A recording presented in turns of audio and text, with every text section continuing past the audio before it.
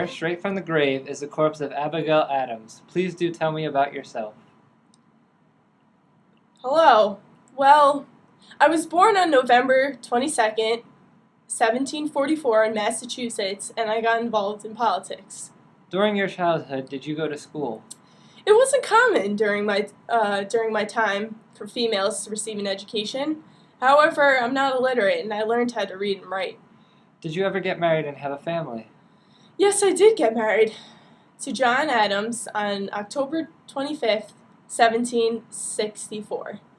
Since I was married to John, I was the second first lady in the United States. We also had 5 children together: Charles, John, Susanna, Thomas, Abigail, and my 6th child was stillborn. What was your role in politics and how did it end? Well, my husband was involved in politics, and I was a very supportive spouse. I gave him suggestions to make legal changes to help the position of women, but he never used them. Don't get me wrong, we did have a good relationship, and he did respect my ideas, but he did what was best for the country. Many times, John would ask me for his assistance on my beliefs in certain issues. I actually remember him once saying, "Never wanted your advice and assistance more in my life. I always believed in women's rights and fair treatment for all." Have you ever seen my letter, Remember the Ladies? No. In my letter, I told John that women should claim their liberty. I believe that married women should have the right to own their property.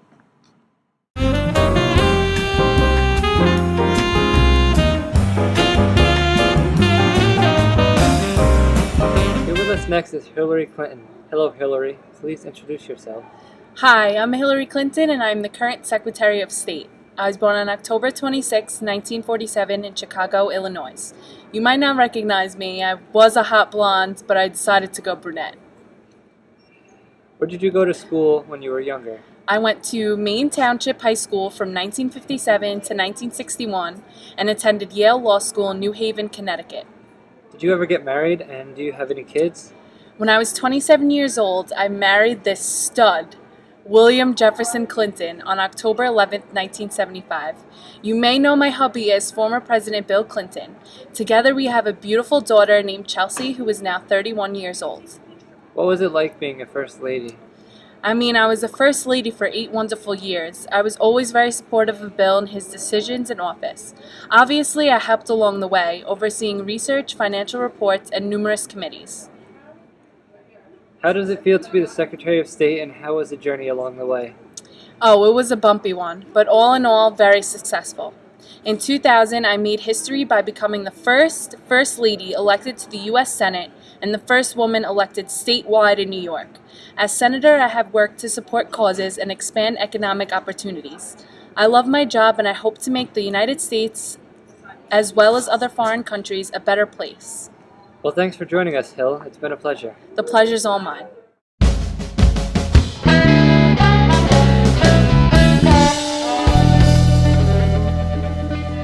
We have Sarah Palin here with us today. Hello, Sarah. Hello everyone, I'm Sarah Palin, the former youngest first female governor of Alaska. I was born Sarah Louise Heath on February 11th, 1964. At the age of 3 months old, I moved to Alaska. I grew up in the small town of Wasilla, which is about 40 miles north of Anchorage. What level of education did you receive? And if so, where did you go? I graduated from Wasilla High School in 1982, and then I attended the University of Idaho in 1987 to earn my bachelor's degree in journalism. I heard you had an interesting nickname in high school. Can you tell us about it? Haha, yes, my nickname was Sarah the Barracuda because of my intense basketball playing in high school. Are you married or do you have kids? Yes, I married my high school sweetheart, Todd Palin, on August 29th, 1988.